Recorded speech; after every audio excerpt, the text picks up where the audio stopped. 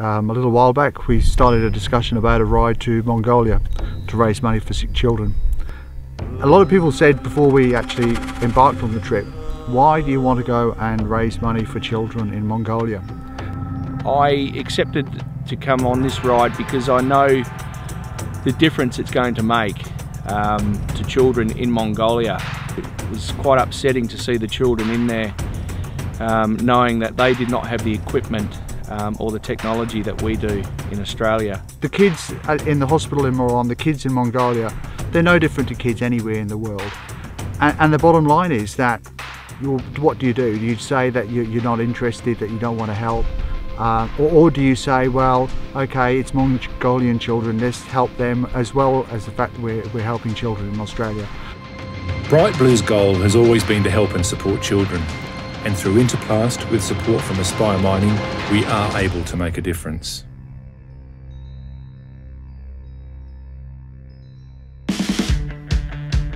So we left Perth very early Friday morning, and after a few stopovers and long plane flights, we finally landed in Mongolia.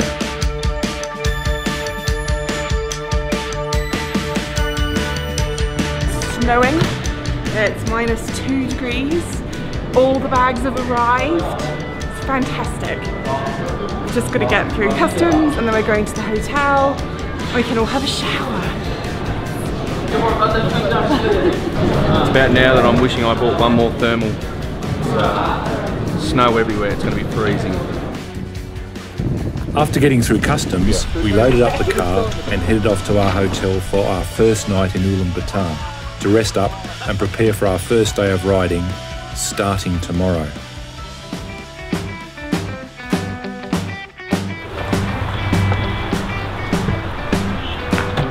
Okay, so meet in the bar 6:45. Okay, so 6:45 for dinner. Other than that, I think everybody's just going to chillax.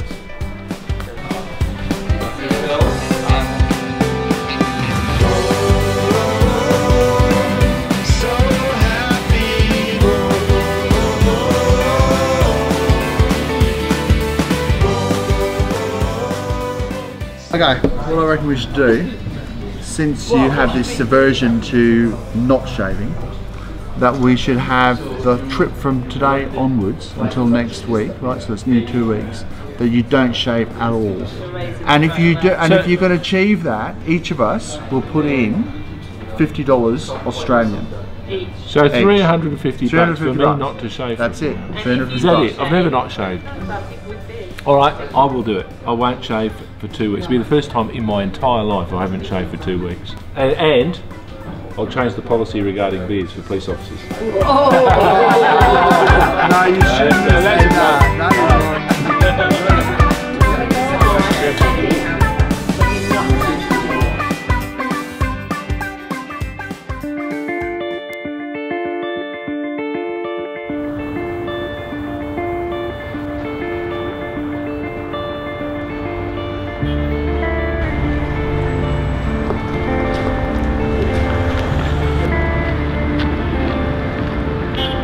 David, thank you. Thanks for getting us here or helping us to get here. Aspire Mining's really made this whole trip possible. It's made it possible for Bright Blue to come here and help the kids in Mongolia. Oh, it's fantastic having your guys here and show you around Ulaanbaatar. We've got Genghis Khan in the background here in the Parliament House. It's great to have some more West Australians here.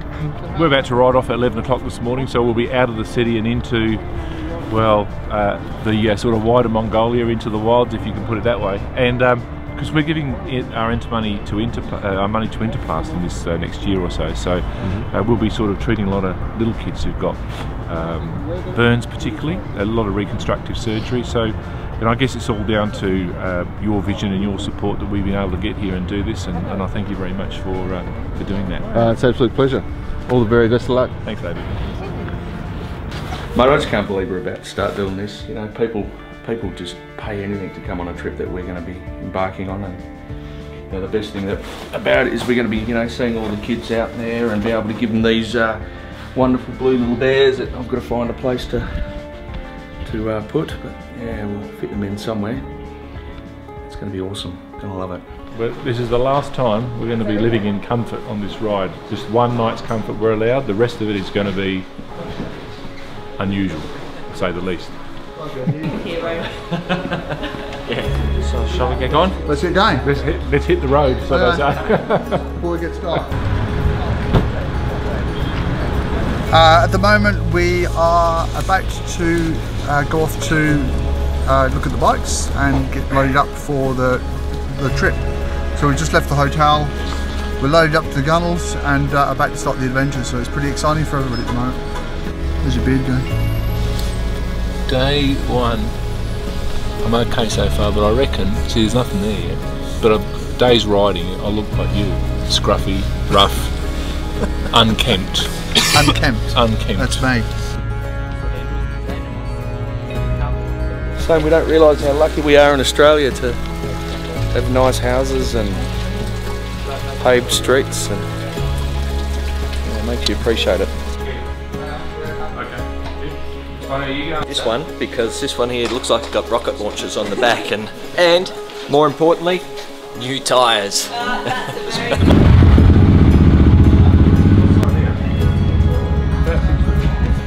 just want to be warm. Well, we come in, had a look at the bikes that are available, sort of worked out, everybody, sort of worked out what bike they'd like to ride. So we'll take off now, see how we go. Nice steady first start, because once we start getting out of town there'll be a bit of ice around, so we just need to go steady. Yeah. Otherwise that's it, we're ready to go.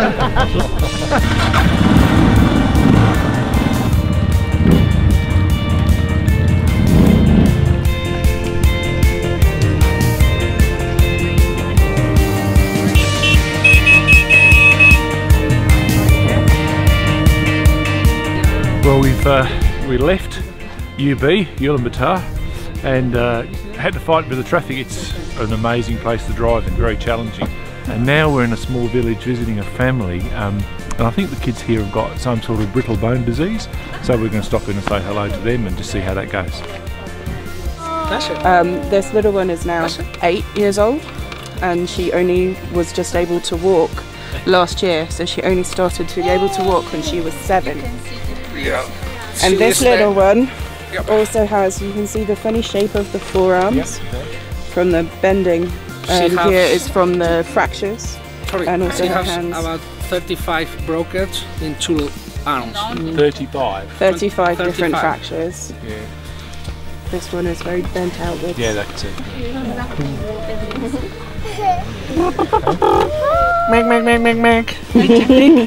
You chick big. And if you can see her teeth are an unusual shape as well. Yeah. Because it affects the development of the teeth as well.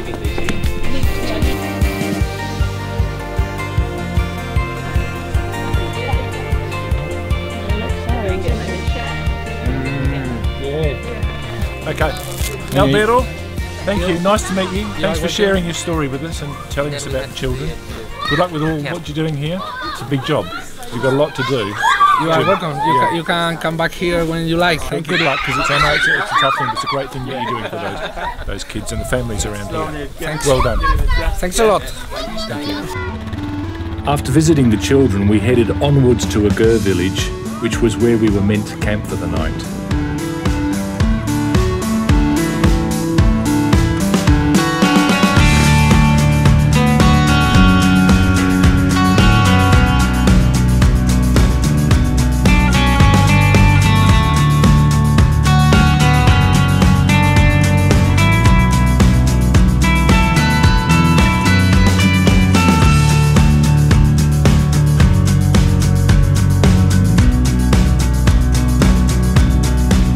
It was our first taste of off-road riding in Mongolia, and it was incredible. Dirt tracks, rough terrain, mountains to climb, incredible views. If this was what we had in store for the next 2 weeks, we all thought we had found paradise. It just doesn't get much better than this, mate. We're riding off to our first sleep tonight. So apparently it's about an hour's ride that way. And yeah, it's just the riding out here is absolutely incredible. The scenery is amazing, and I'm just loving it. Buddhist, so I'm told, on each peak that they come across, they build one of these little shrines here, and it's good luck and good fortune to walk around them 3 times, and then either place a rock on the mount here or put another branch up. So we did that, so good luck and good fortune for the rest of the trip.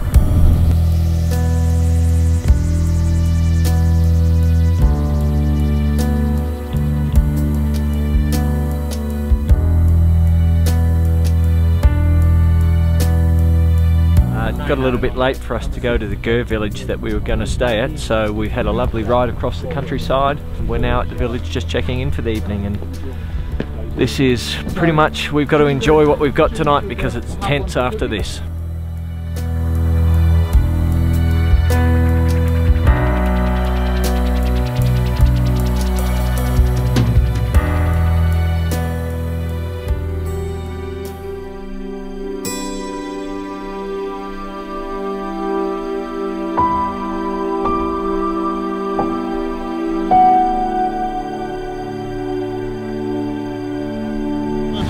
Well, we're starting day 2 today. Their bikes are a little bit cold, so they had to give them a bit of a working over to get them going.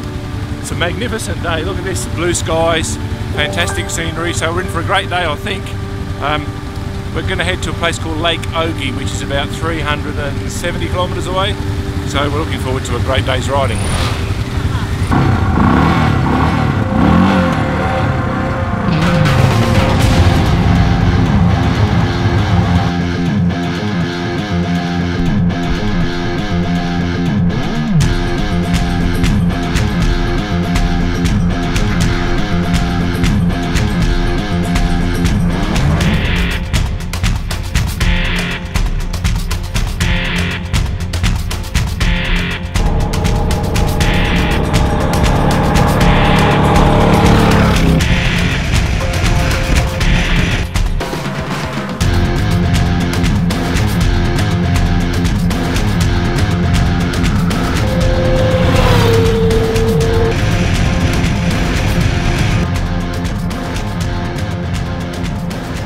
It had been a very hard and long day on paved roads, but we finally made it to the track that would take us to Ogie Lake for the night. But there was one special moment we got to share with a local nomad family before settling down for the night. We've come to this family who have invited us into their gur, and we've dropped off a couple of bright blue beanies, had a little break, tried some fermented horse milk, which I'm sure is nothing I'm ever going to forget. Like these kids are probably never going to forget bubbles. I think this is the first time they've ever seen bubbles in their whole lives. And, you know, it's something pretty special to be able to come to a family like this and just be part of something that is new and unique for them.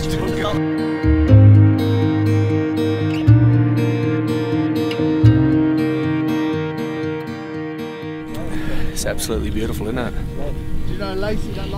Just amazing. This Mongolia is just incredible. Never ever would have dreamt of coming here, but I'm definitely coming back. You know, they appreciate everything that we give them. You know, simple things such as a beanie or bubbles, or you know, the teddy bears that we're giving out. They just seem to appreciate it, and just the look on their faces when they get it, it's just incredible.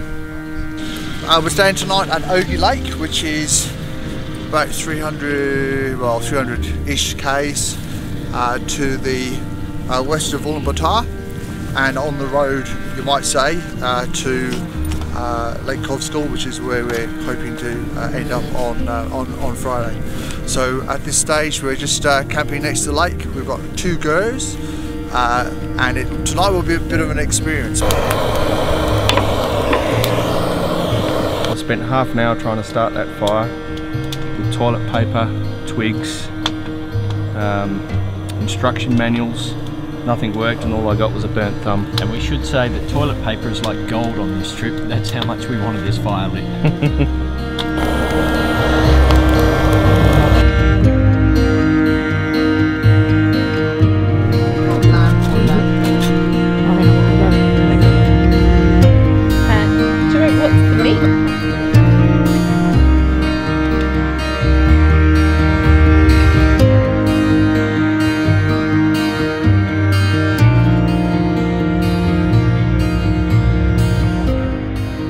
Well, I went down towards the water a little. Where the dogs are. Nice and peaceful. Didn't see anyone around or any animals around, except a few birds, the feathered variety, down by the lake. enjoying the view, doing my business. Out of nowhere, a big black dog comes up and has a nip at me backside. I've stood straight up, absolutely shit myself. Literally. I put my hands up thinking, oh no, rabies. Realised I'm standing there in the nurse. Finished me business and walked back, followed me all the way back, and it's now standing outside the gates there. Oh, right. You found a friend. So you know why I that found is a though? friend. Because when you finished up, what you should have done with that dog there, you should have gone. Marked my territory.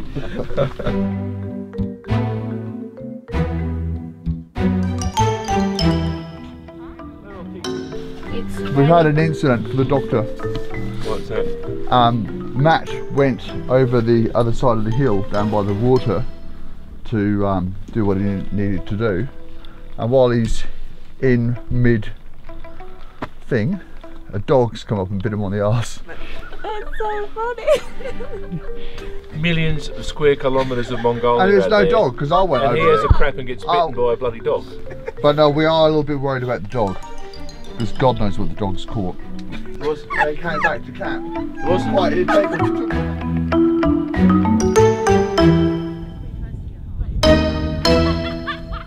Day. Why do we do that? So someone do something now. Well, okay, this is day 3 of the ride, and we've left the bitumen, so the first couple of days were fairly easy going. This is where the going gets tough. It's all off-road from here, as you can see behind us. There is no roads, it is just open steppe, and that's what we've got to face for the next 10 days of riding. This is where the craziness really starts. It's going to be tough, but we're going to enjoy it. It's going to be a great time.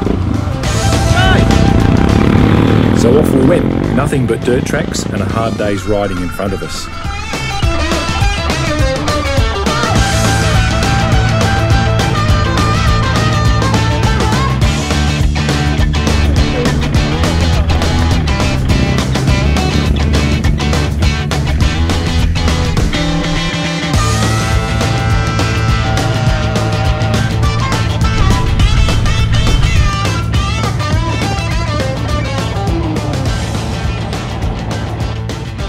After several hours of riding, we decided to set up camp before it got dark and cold. This was our first night of really roughing it, and we had no idea what to expect, apart from that it was going to be very, very cold.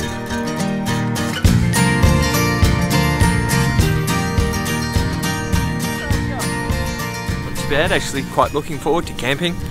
That was the whole point of the trip, to come along and rough it a little bit and experience Mongolia, and I mean, this is just fantastic.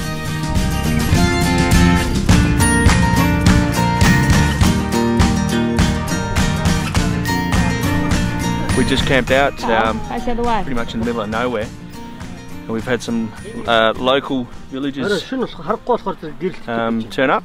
So we've given the little one here a little bright blue bear, and we're now sharing a Cengiz Gold vodka with our new friends.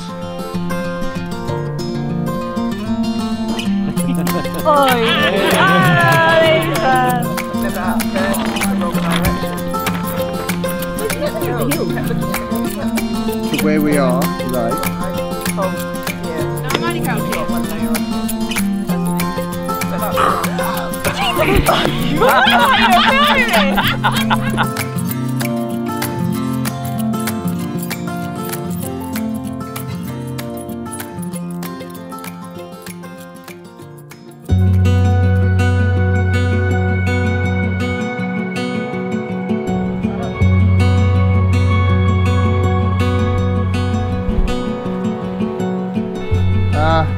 Thinking about packing up. The problem is everything is icy and wet at the moment, so it's a bit of a challenge, but not much we can do about it. We need to get going. We've got a long way to go, and it's all off-road today, and a lot of it was wet yesterday, so it was a bit difficult for some of the vehicles. So sooner we're packed, sooner we're out of here. Remember how I was saying that the key was frozen into the lock? A little bit of hot water would sort that out. Oh, you didn't? No. They've got a blowtorch and sorted it out. They've got and melted the end off the... Nice. So they burnt all the lock. So despite the freezing cold and damp conditions, we packed up and rode off.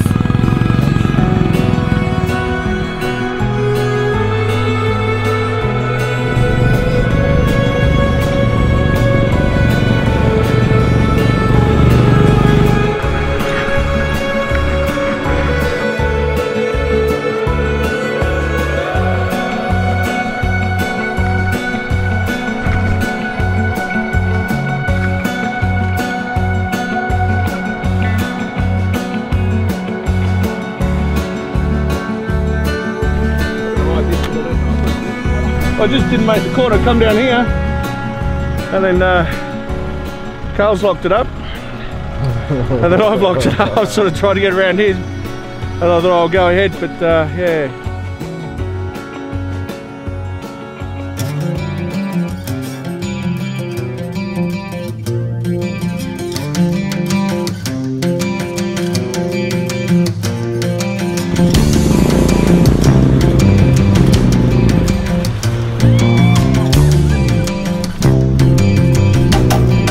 Oh look, it's just not my day. I think I'll write this day off today.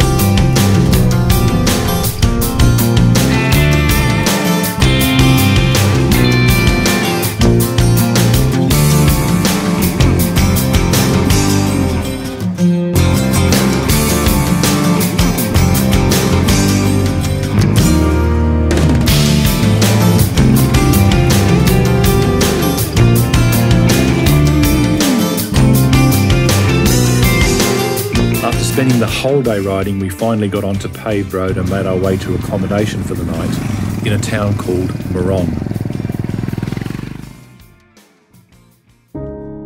So we've just walked up to the local hospital here in Moron, and we're going to go and meet with a contact from Ulaanbaatar.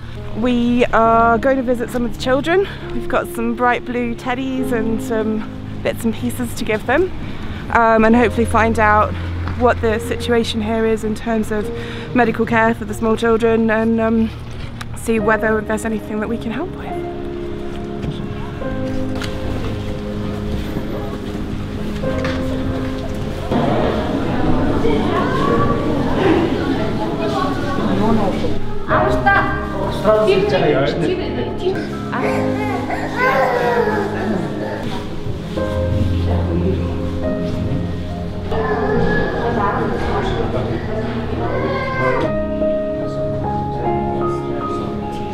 So this is a little 9-day-old baby who was born with a cleft lip and palate. She's also got quite a bit of jaundice. She's having quite a lot of trouble feeding, so they're putting some fluids in through drips and topping her up to make sure that she gets adequate nutrition and fluids. Oh, this is, you know, there's a lot to be done here for these kids, but they're doing a great job. You know, look at the way these kids are being managed. Their mums are with them, and they're doing a great job here. This is fantastic, but there's a lot to do, and you know that's what Bright Blue's all about. Is coming and helping some of these kids that there is no equipment here for or no skills here for. So that's why we're here.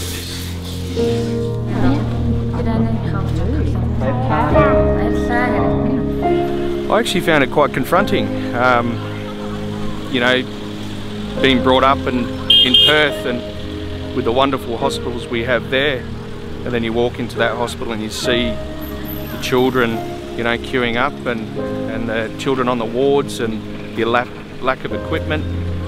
So it sort of really makes you, you know, rack the brain and try and think what, as an individual or as a group, that we can do to change that. You know, we can sit on our hands and do nothing, or we can, you know, do whatever we can to make a difference, and that's what we're doing.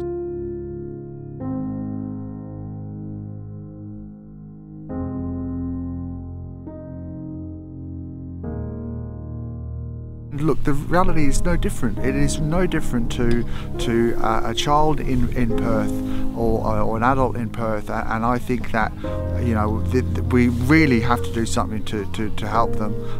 The conditions it looks something like before the First World War. It's really quite dreadful, and the doctor explained to us that there are things that they need in the hospital, things that probably we would take for granted. So it was a real eye-opener today to see that, and you know, we're going to do everything we can to help these people.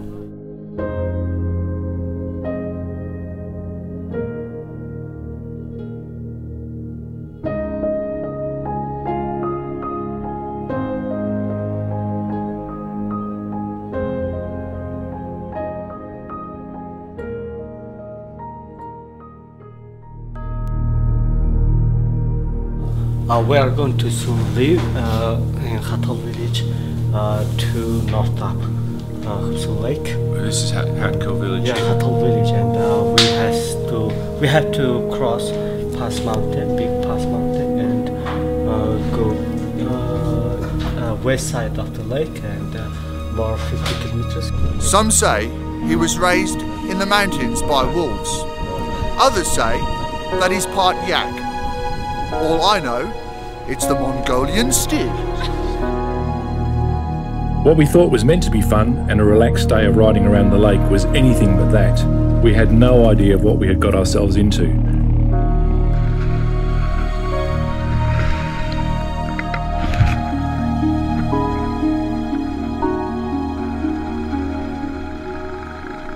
It's just impossible. You cannot ride on this. It's like skating on ice. The bike won't stay upright. It won't stop. I'm just saying, I just fell off, so I just had my first fall, because this is the favoured riding condition of the Australian motorcyclist: snow.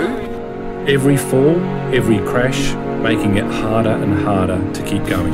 I think it's pretty dangerous. The vehicle hasn't got any ice chains, so yeah, I wouldn't be happy with anyone being in the vehicle coming down. I think this might be the end of the road, really. It's getting a bit dangerous, which is a little bit disappointing, but safety comes first, so yeah. This is absolute madness.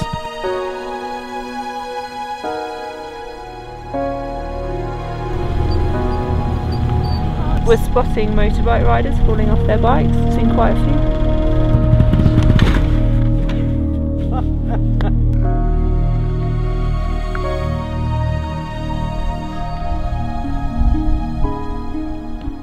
Mate, I think the greatest thing we ever did is we assessed the risk. We decided it was extremely dangerous. We thought, bugger it, let's give it a go. I think the reward at the end is going to be worth the risk. We finally came to the end of the snow, and it was worth all the pain. We travelled 50 kilometres along the edge of one of the most beautiful lakes we had ever seen.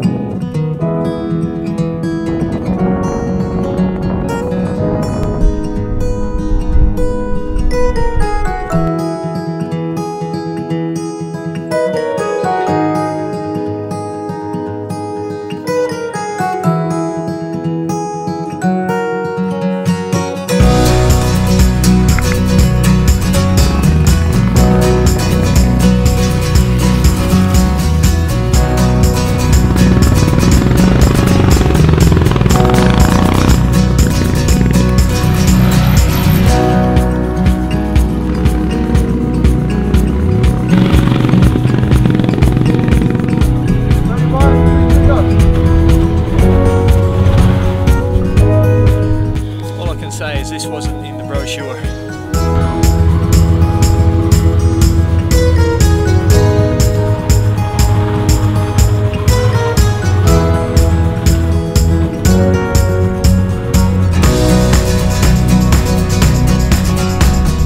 That's murder.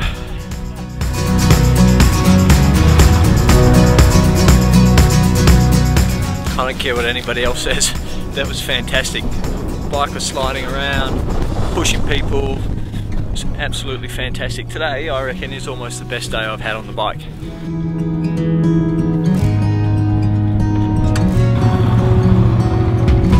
Happy to have survived the snowy mountain, there was one more surprise for us in store.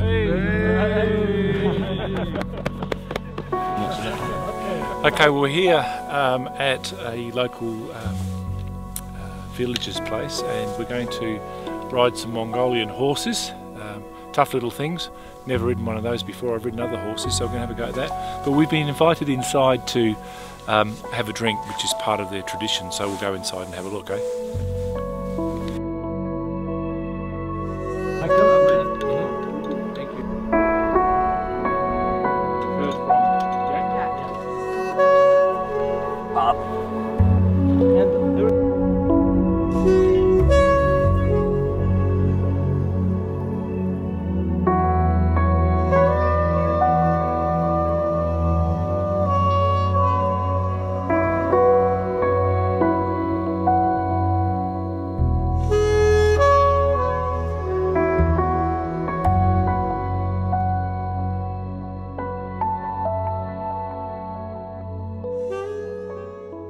About 20 past 8. We've got to be on the road by 9 o'clock, so everyone's running around, getting showered up and packing. We're heading back the way we came through Moron, and we're going to ride till about 3 o'clock this afternoon, and where we'll set camp. God knows where. Let's see how we go.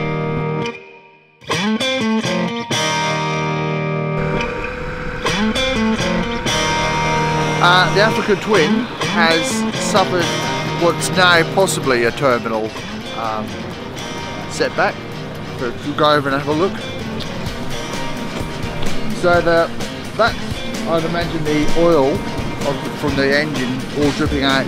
So what I noticed when we stopped, the whole of the back tyre is covered in oil, all of the back of the bike, and now it's just spewing oil all over the floor. So I think it's now hit the stage that it won't go any further. So farewell, on to something else. Having said that though, I have blown both front fork seals, which is a major issue. The terrain here is really bumpy. As you can see, there's just no resistance in the forks. going to. Well, I don't think we should risk taking that bike off-road with the suspension the way it is. So we're going to change the route completely. We were going to head south down towards White Lake, but we need to now probably head east on the sealed road. So we'll go for about 200 odd K on the sealed road east. There's a town there. We'll find somewhere to stay for tonight. We can get that bike fixed up and then examine the route then for tomorrow. With Vic on the emergency motorbike and Matt's bike no longer capable of going off-road, we were forced to change our route.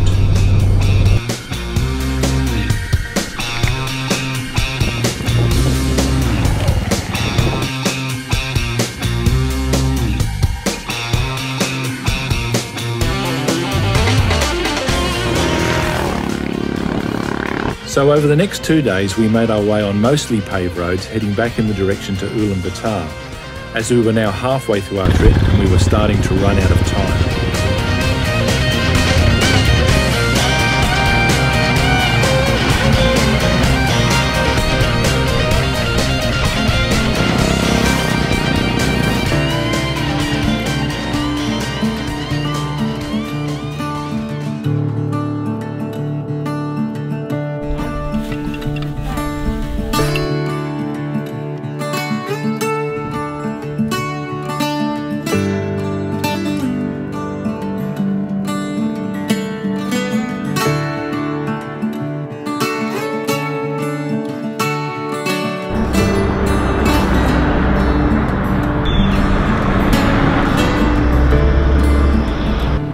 Starting to look a bit grizzly now after about 10 days on the go, so we're pretty tired but coping with it. You know, it's been pretty stressful, but it's also been a great adventure. You know, we've seen some fantastic things.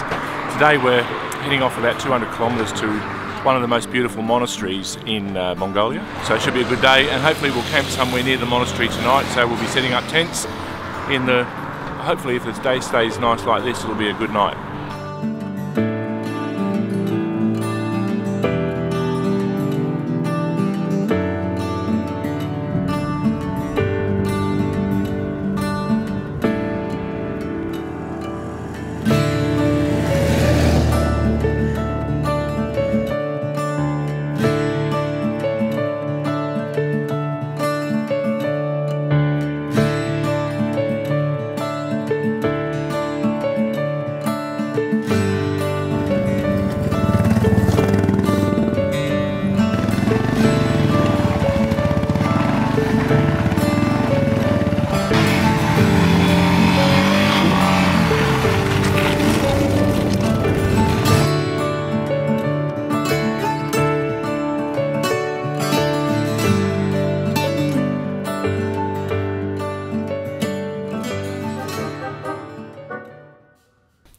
I think the term we have currently is a bit of a Mexican standoff, because the three of us here think that we need to cross to get to the monastery. However, the other two on the other side of the river have decided that we don't need to. The wrong side, mate. Yeah. Why did we cross the river to cross the river?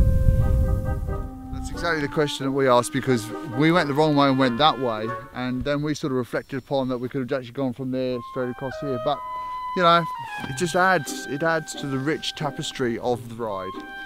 The real story is those two over there actually a little bit scared of water crossings, scared of falling off, getting their underpants wet. Yeah, I think we're wrong. No, hang on. Come on, boys, this side. This side, boys.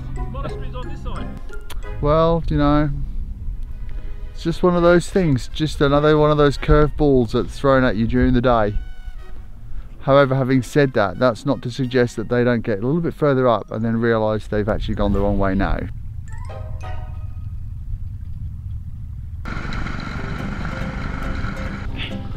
Welcome to part 2 of the river crossing. A short story about Mongolian topography. As we discussed much earlier in this story, there was a river crossing and there was a debate. There was a standoff, who was going to cross the river, who was correct. Anyway, basically I am correct. This is the source of the river, and what they've just discovered is that they do have to actually cross the river again, except Matt has got himself stuck. So if he'd crossed where we said in the first place, we wouldn't have had this issue. I hate to say it, told you so.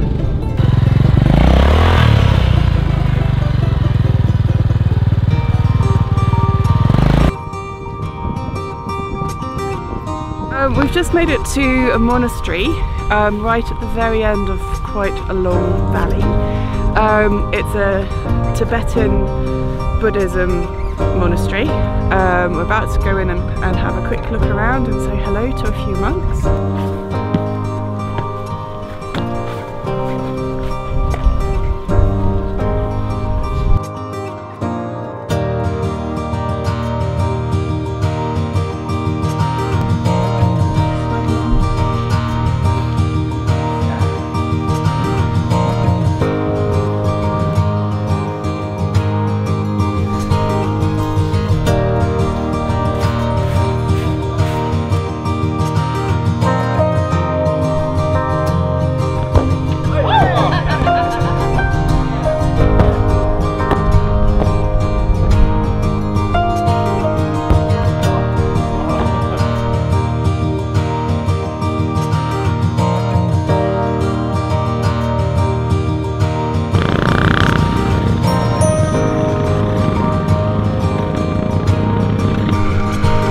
After the visit to the temple, we made our way to our camping spot for the night.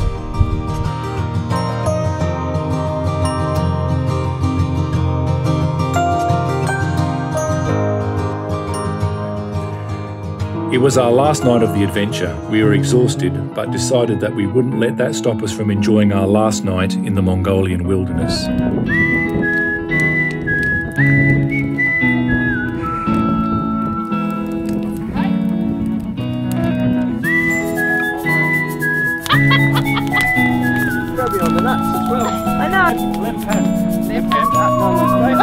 Thanks, Lacey.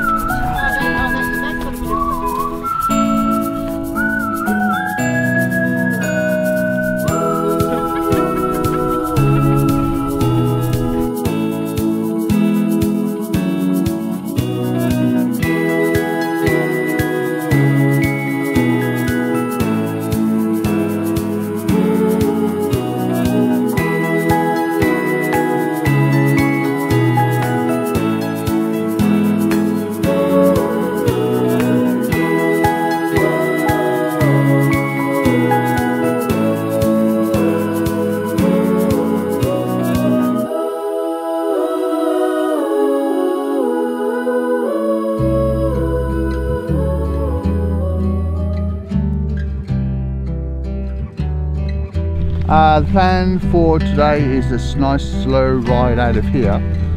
We've got about 400 k's to travel, so that'll get us back to Ulaanbaatar. But it is incredibly cold this morning and wet, so we're just going to take it steady, make sure everybody stays together, and and get back nice and safe to UB. Seeing it was freezing cold and wet, we decided that because we thought we knew the way back to the paved road, we would get in front of the support vehicles and rest up before the long journey back to Ulaanbaatar. But after a while, we started to not recognise any of our surroundings. We were lost with no supplies and very little fuel. We are, I think, waiting for the truck and guide to tell us whether we're in the right place or whether we should be totally somewhere else. Just a bit worried at the moment that they're not here. They shouldn't have been too far behind, and we've been waiting probably about a quarter of an hour. So we're going to have to make a decision shortly whether or not we need to backtrack and make sure they're okay. Nothing? No. I reckon I can see the white truck way just sitting parked up. I can't see the black one at all. Oh well, if that's where the white truck is, then we need to head towards them.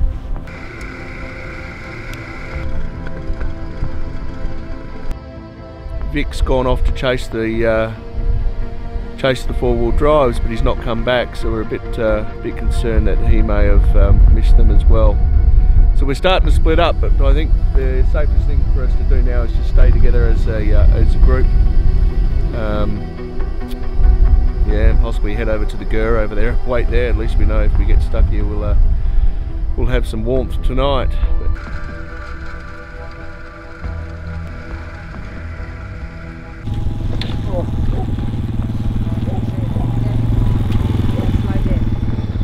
Well, the guys thought they'd be men and go off on their own into the abyss that is Mongolian outback, and I went, do you know where we're going? Oh, look, we've got the cat.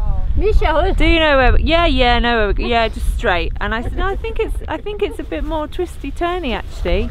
No, it's fine. Apparently we came past here yesterday. We did. Not in a million years. Hours behind schedule, it was now a race against time to get to Ulaanbaatar before nightfall.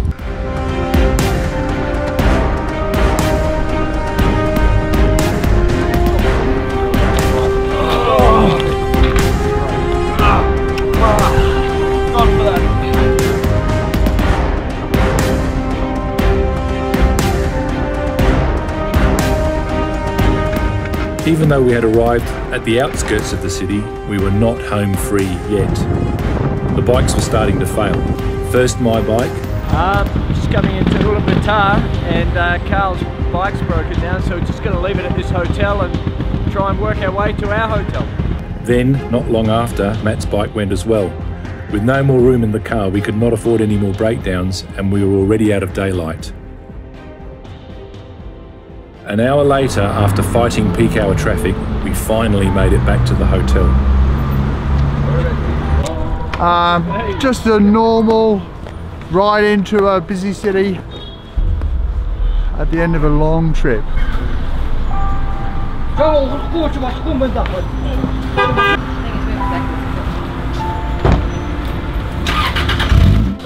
In this chaos of UB, we've eventually come to the hotel. We are now unloading 2 weeks worth of gear. I'm glad to be here, I can tell you. It's just a hard day. It's been a long day. So.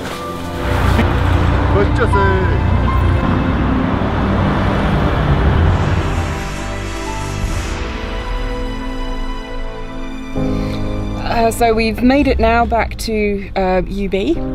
The ride is completed. We've achieved what we set out to do when we arrived here. Today we're on our way to go and see the Ulaanbaatar hospital to visit with some of the doctors that we hope to be able to work with.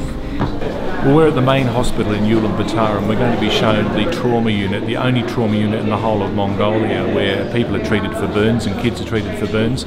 The facilities are not, quite the same as we'd expect in Australia, so we're going to go in and see. This is what the heart of the charity is all about. It's about making sure that these kids are given the right sort of medical treatment. That's what we're raising funds for, and that's why we're here today.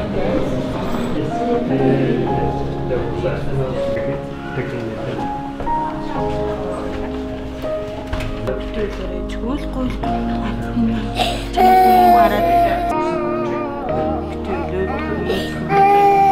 4 months.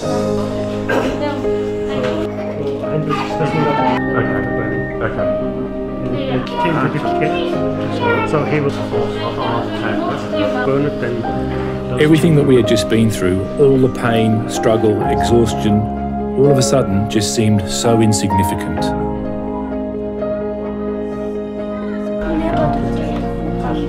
This trip was never about our adventure. It was about this right here, helping these children. The number of children here that have got burns is pretty horrific. So they've got a lot of work to do, and I know Inaugural will make a big difference to the people here in the future.